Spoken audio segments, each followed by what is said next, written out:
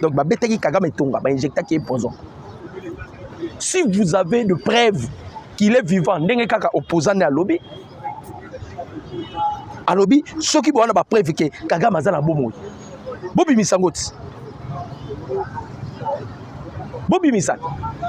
Yoka, désormais, le premier ministre rwandais, il s'appelle Edouard Ngirete, prend l'intérim au Rwanda.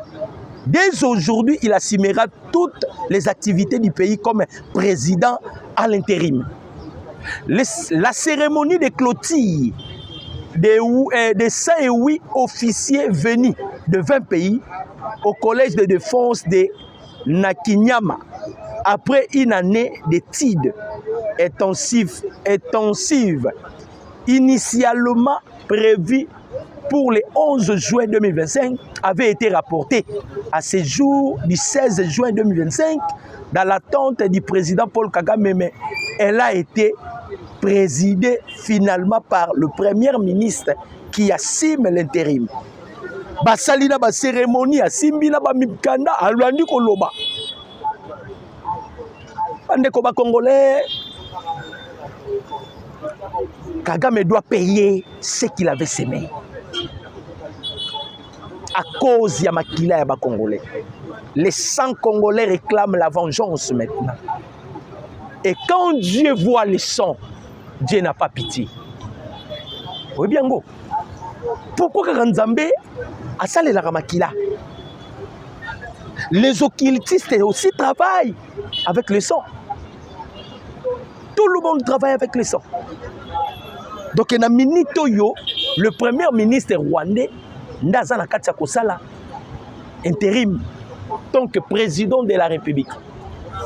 Paul Kagame, soi-disant timère cervicale.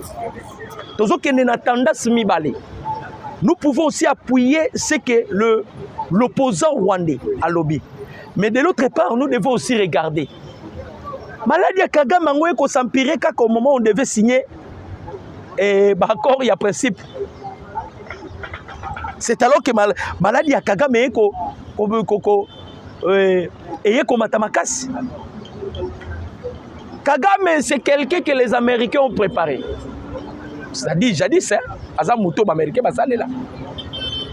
c'est un commando bien formé. Dans le niveau à Kagame, il peut donner aussi de l'argent. Dans le médecin, injecter Petonga. Voilà, tout le temps, tendance est belé. Beti Petonga, ou bien côté na coma. Bata oyo eleka, makambo eleka, puis à apparaître comme quelqu'un qui est ressuscité. Tous autres là, on a des tendances. Donc, il y a place ouana. Mais les Américains, malins qu'ils sont, rouler les sous Kagame. Je vous informe, lobby document bimaki officiel, signature, il y a principe de paix. Ce ne sont plus de présidents qui vont signer, mais ce sont de ministres des Affaires étrangères qui vont signer. Donc à l'heure où je vous parle, Thérèse Kayikwamba et Olivier Nduringuerero se trouvent aux États-Unis d'Amérique. D'ailleurs, je vous avais dit, Thérèse Kayikwamba soit sali des jours au Congo.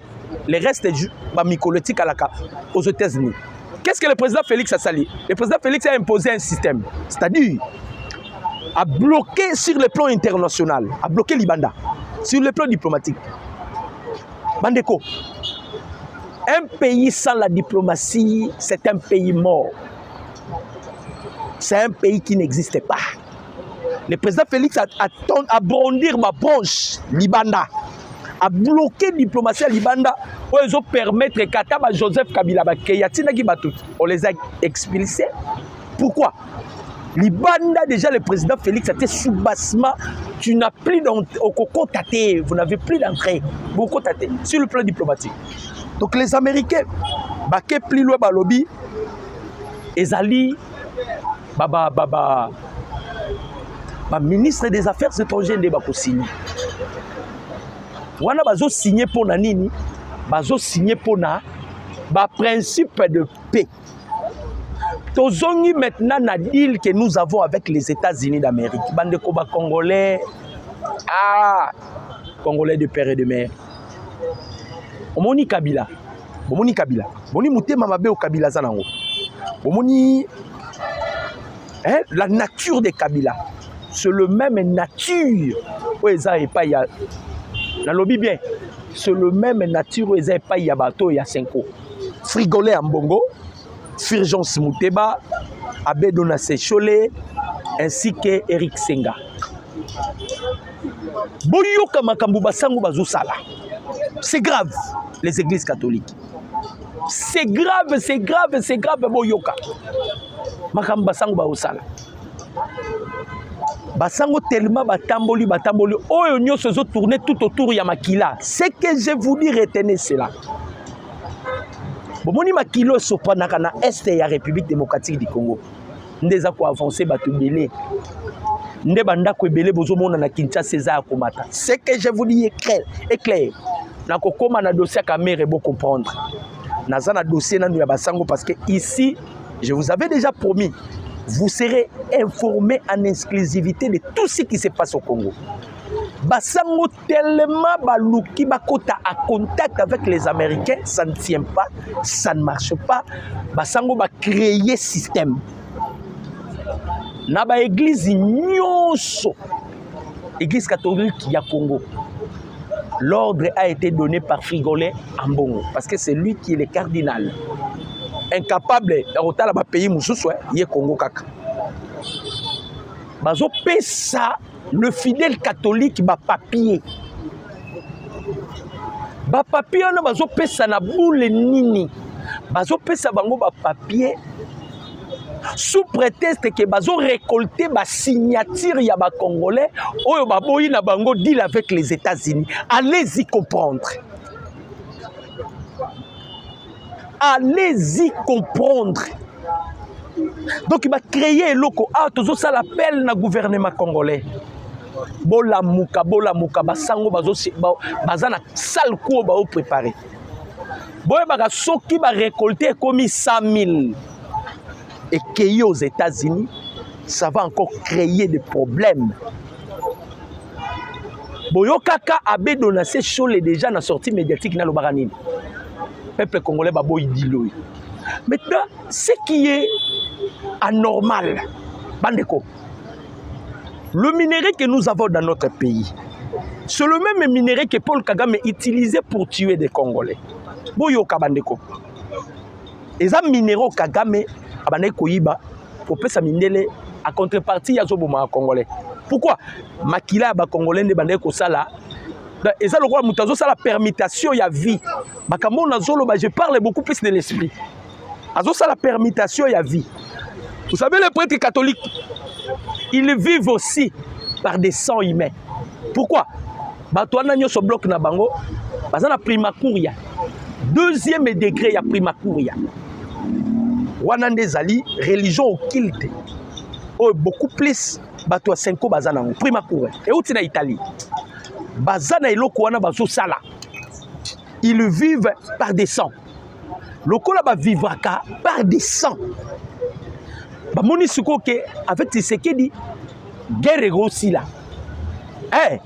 Avec Tshisekedi guerre aussi là. Ndenge ba comprendre que guerre aussi là, ceux qui makile zo tanga lisusu te sur le plan spirituel ba ozasu makasité.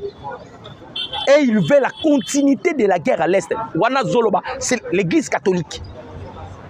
Pardon, Bolimbisanga, église catholique, Senko. Veuillez m'excuser. Je parle de la Senko. Je ne parlais pas de l'église catholique. Parce qu'il y a des prêtres qui exercent bien la prêtrise. Ok, Jacques Chabani. Après, si offre, non? La Senko, est officiellement dans le ministère intérieur. Qui n'est pas enregistré comme parti politique. Je vous dis la vérité. Pour qu'il offre une distraction, il y a un ministère intérieur awa. On va vous enregistrer comme parti politique parce que vous n'êtes pas Bamoupé. Vous avez Bamoupété. Comment? Parce qu'il vit dans les sangs. Nous va bloquer Bango Makila, Bango Balingi continuité à guerre. Bazana Katiako récolter ma signature. Récolter ma signature. Et le réseau Salabango passe botano image na balancer. Bon moni image na zo balancer. Bilo réseau Salabango passe bon moni de basoda bazobima. Ba militaire bazobima. Et le réseau Salabango passe. Passe ya makasi. Bona bango bananga babima te. Ba continuer koboma. Yango to répondaki cholé. Tant que téléméra Jean-Pierre Bemba. Cholet, tu n'as pas honte? Capable de dénoncer cela. Vous êtes incapable de citer même le nom de Paul Kagame. Neti frigolé en bon. Il y a le Barack Kagame, c'est le président le plus meilleur de l'Afrique. Président Aza exceptionnel, c'est Paul Kagame. Abimisa Kagame, Aza président exceptionnel, c'est le meilleur président de l'Afrique. Abedona Sechole. Kagame, Aza meilleur président de l'Afrique. Nzambe lokola Nzambe. Tu ne peux jamais t'égaler à Dieu. C'est ce que Paul Kagame voulait faire. Angaka ko Nzambe. Batbabon de la cahier. L'histoire ne fait que se répéter. L'histoire ne fait que se répéter. Abimité. Abimité. On ne se moque pas de Dieu. Basango bazana katia ko récolter bien que les Américains basi balobaki. Donald Trump peut pas pouvoir coincer parce que Maman Thérèse Kaïkwa bazo continue Moussala. La politique est dynamique alors tokotique la ennemi espacité. Comme la politique est dynamique, Maman Thérèse passe à Libanda. Donald Trump a outil que ça la ordonnance soit pessi ordre en administration naïe. Même dans le département américain que vous ne pouvez pas entrer en contact avec les individus. Les États-Unis désormais travaillera avec les institutions du pays. Maintenant, la grâce que nous avons, les loyaux, parce que le deal avec les États-Unis d'Amérique, ça va d'abord protéger le peuple congolais. Le deal où le président Félix a fait les contreparties. En retour, Mindele va veiller sur notre sécurité. Ndenge kaka bitu keita kenda kina este okutana bananga babe dona sechole bolanda bilongi na bango te abattu donc pona bango nanga tikala kuna Joseph Kabila tikala kuna Tshisekedi alongola pouvoir pona basango. Mais ce sont des gens qu'on doit arrêter. Mobutu akimisaka so malula wat bateau pourquoi pas Mukonzambo capable de faire ordre awa bateau babima ou bien on les arrête. Ou bien on les arrête. Ça dit qu'on récolter ma signature, qui ça 100 et qu'on a le droit 100 000. Pour la commémoration aux États-Unis, que les Congolais ne veulent plus cet accord. Bazo Kaboula ba papier pas ya ba maman mikolo, bazo kosa ba maman parce que ba maman na ba yebelo côté. Botala binomoko ba mupeo tozana bango na mboko ekolo Congo. Abedona se cholé comme il y a si convention la loi canonique ezawa ou bien nini. Ils ne font du n'importe quoi, ils sont devenus les intouchables. Je ne sais pas. Ils ont pays on fait aussi arrêter des évêques catholiques. Pourquoi ces gens ici continuent à faire du mal au peuple congolais, à la population et au pays? Ils continuent de faire du mal. Et bateau, ça la bango est l'autre côté. Botel les locaux bateaux bazo préparés. Botel les locaux bateaux bazo préparés. Tout cela c'est pour bloquer les deals que nous avons avec les États-Unis d'Amérique.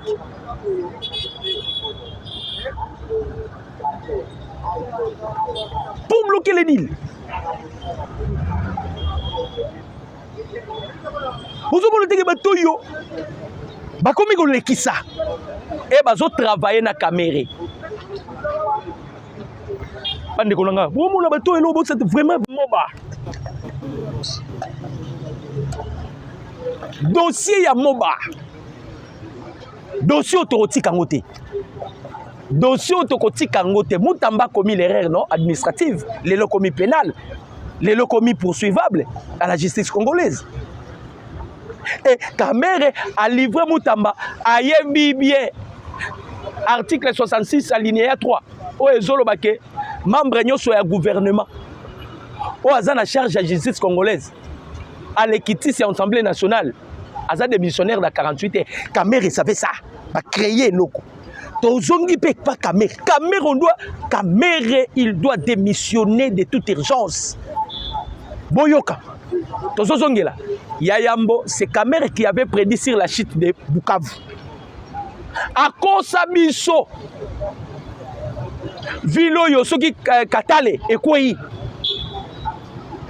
le gouverneur a eu à démentir yango. Totika keloko wana. Bandeko Kamere a pesi batou. Botala non, institution comme l'Assemblée nationale. Deuxième institution du pays. Kamere, tu donnes les informations que aux anango sûreté. Na makamu ya naufrage à Moba. Oba tu bakufi 318. Bandeko. Ok tu bakufi na 318 té. Et l'obi azo koma na mbangu azo s'excuser. Ça, ce n'est pas une infraction. Ça, ce n'est pas une infraction. Il y a liboso à Salaki Totika Kip. Na okende malembe la dossier Kamere. Yami balé à Saliawa. Kamere a la facilité ya koloba makambo bato bakufi na moba. Mais Kamere est incapable de dénoncer Joseph Kabila. Ok na congé parlementaire awat. Depuis que Kamere est na Goma. Pardon, je m'excuse. Joseph Kabila est na Goma. Nous avons vu Mende Lobby. Nous avons vu des gens qui ont exprimé mécontentement comme plus loin à Kofinga Kabila. Mais nous n'avons pas vu Kamere dénoncer l'agression rwandaise. Nous n'avons pas vu Kamere s'acharner contre Joseph Kabila. Kamere a moni à Motouya depuis avant l'Assemblée nationale de nous dire 318 personnes bakoufi na moba. Ok, c'est une fausse information. Information Lukuta. Comment le président de l'institution, l'Assemblée nationale, aux alarmes d'information, au Kosarabiso Katale et quoi Kamere. Au Kosabiso du Suliwa Bato Moba. Moutambasale Herrera. Bolande Liet. Tozo Senga na ba députés nationaux. Pas si pesara parce que tous les députés nationaux Kamere c'est son babaon. Majorité en l'Assemblée nationale et comment il Kamere. Normalement, dans le dossier le collaboyer Kamere, il faut qu'il y ait une motion. Azadi n'a cause à la présidente de l'Assemblée nationale parce qu'il n'a pas des informations. Voilà pourquoi il a échoué dans le ministère économique. Il n'est pas digne, donc il n'est pas informé. Moussalo Kamera Eko Sala, c'est livré au Stamutamba. Incapable de dénoncer l'agression rwandaise. Et ça, il y a depuis Kabila na Congo. Depuis que les gens meurent à Bukavu. Batubasa Bouchibé Zaka Batubi Balé. Et ça, Kamere na bati le Koueb. Bati le Koueb Boyebi qui a kendo na maman na Rwanda. Kamere Boyebi qui est rwandais. Ils ne peuvent jamais parler du mal de Joseph Kabila. Ils ne peuvent en aucun jour parler du mal de Joseph Kabila. Mais quand même, comme tu as commis l'erreur, Kamere, tu dois démissionner. Bah député, président Félix, Assemblée nationale Mkonzamboka, Ogoiko dissoudre ngote. Tout le monde appelle Moussala Malam Baosalate.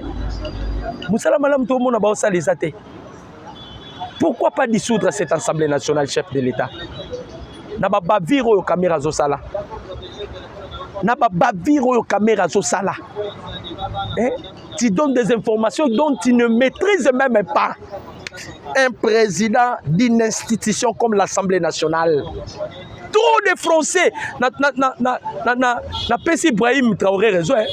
Les gens qui parlent trop français sont des bourriques. Français. En soi, ils ne sont pas interdits. Surtout que Tokangi Moraji, Makile Zotangalisute na Goma, na Est. Et loko moni Pessi bango trouble. Parce qu'ils vivent avec les sangs. Ba vivre kana makila. Loko la makile zotangate, makile zotangate. Bazu qui pelekes, oya kene boy mabe, oya kene boy mabe, oya kene boy mabe, oya kene boy mabe. Pangunyo so qui pelekes. La normalité des choses, Kamere doit démissionner. Et ça va comme le gauche et droite. Kamere doit démissionner. Kamere doit démissionner de toute urgence. On a zolo banabino et ça gauche à droite. Il ne précise pas ces informations. Et cela prouve Aza. Sur le plan spirituel, il n'est pas en communion fraternelle avec les chefs de l'État. Oh non, le banabino, dans la symbiose, je mélange l'esprit et ce qui est physique, parce que là, il y a ça qui vient déjà. Bible même, c'est par l'invisible que le monde physique existe. C'est-à-dire, on a mélanger ce qui est esprit et ce qui est physique. Spirituellement, ça prouve que Kamere n'est pas à fraternité avec le président Tshisekedi. Il s'est séparé de ses corps. Parce que le président Félix étant comme cep, Kamere est le rôle de la branche. Mais Kamere a sa branche aussi à quoi? Un président des institutions comme l'Assemblée nationale, aux autres ces informations, aux autres tâtonner. Aux autres tâtonner. Pierrot Louara. Pierrot Louara. Bon, alors, nouveau complot contre Joseph Kabila. La caméra n'est la mouki. Alors, la caméra n'est pas la mouka. Tshisekedi a préparé un coup contre Joseph Kabila. Est-ce que c'est le président Félix qui va préparer un coup contre Joseph Kabila? Ou bien c'est le mal de Kabila qui va rattraper Kabila? N'est-ce pas Paul Kagame qui n'est pas Kabila qui d'ailleurs, tension est attendue entre les gouverneurs rebelles, il y a M23, na Nord Kivu, na Joseph Kabila. Gouverneur Obanoma qui y a M23 wana. Yoka Makambalobi. Alors, je suis gouverneur ici et je n'ai pas d'ordre à recevoir de Joseph Kabila.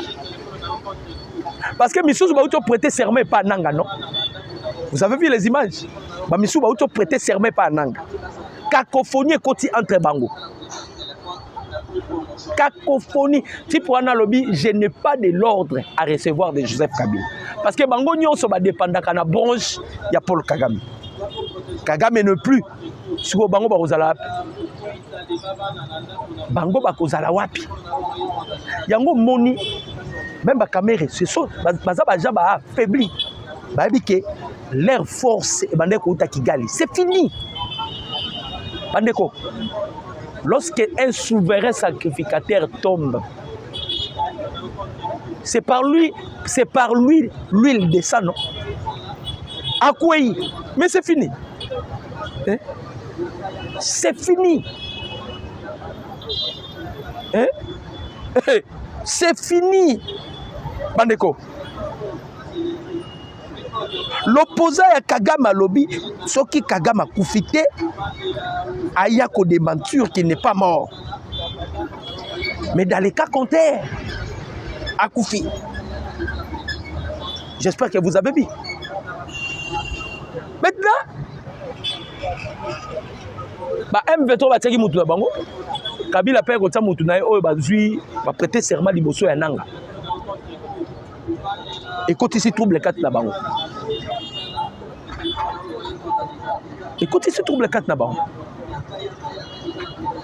Toloba ki yango, on dit bateau. Bako sibir et loko non ba sibirati. Bandeko. Bako vivre oyo nanu ba vivrate. Parce que Nzambe a ba Congolais télé misiko anakata kosala. Et les gens ici doivent vivre ceux qui n'ont pas encore vu. Bako mon ami mon ameso. Aimez la vidéo, commentez, partagez les liens. Aimez la vidéo, commentez, partagez les liens. Voilà un peu bandeko ba Congolais. Ndenge tolobaka, tozo continuer qu'observer. Tozo lande la nyonso à la loupe. Toi ne loko eko échapper bisoté. Eh, toi ne loko eko échapper bisoté et ane loko eko échapper bisoté. Pourquoi? Parce que nous observons. Nous observons peu na ba mindele. Parce que nous avons vu Bitou Keïta. Ndenge tomona ki Bitou Keïta, toi na katsa kolandela.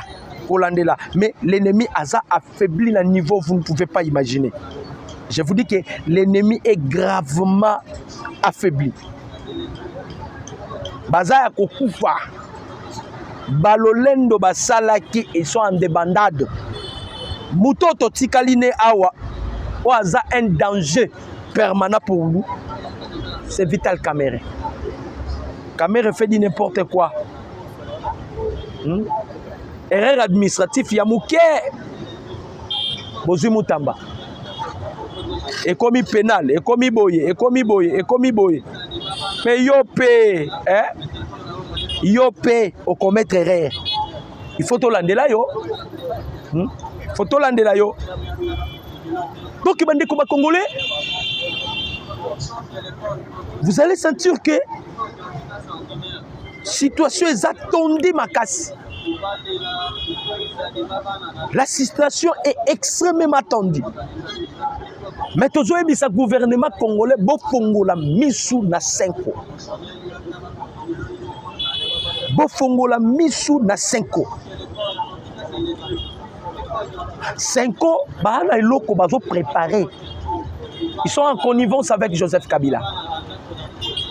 Ils sont en connivence avec Joseph Kabila. Parce que nenge trouble les a déjà na Kigali. Trouble moko ya makasi na Kigali. Donald Trump a déjà à préparer qui va succéder Paul Kagame. Eh, Azana Kati a préparer qui va succéder Paul Kagame. Et bateau nyonso bazala qui va appuyer na ye. Ba ko soutenir ye, ba ko sala bo. Boni ba vandi kimeti. Ba Sassou ba William Ruto, ba Kakuta Yoweri Museveni, et ils sont tous affaiblis. Baza affaibli ma casse parce que Libanda déjà sur le plan diplomatique. Imaginez, la justice américaine est allée plus loin pour condamner Olivier Kamikatou. Ça sont des fruits de la diplomatie. Ils avaient aussi interpellé qui? Moïse Katumbi. Interpellé qui Moïse Katumbi. C'est-à-dire aux États-Unis déjà là-bas, tu as bloqué le système. Le système est déjà bloqué. Tu sali drogue. Et les Américains avaient adopté. Batu bazo luka ko bloqué deal na biso sikoyo. C'est la 5 ans. 5 ans azo luka a bloqué ango. Azo bunda a luka bloqué deal. Azo luka bloqué deal. Donc Moussalo Yatikali Nango, comme ils avaient bouffé l'argent de Joseph Kabila,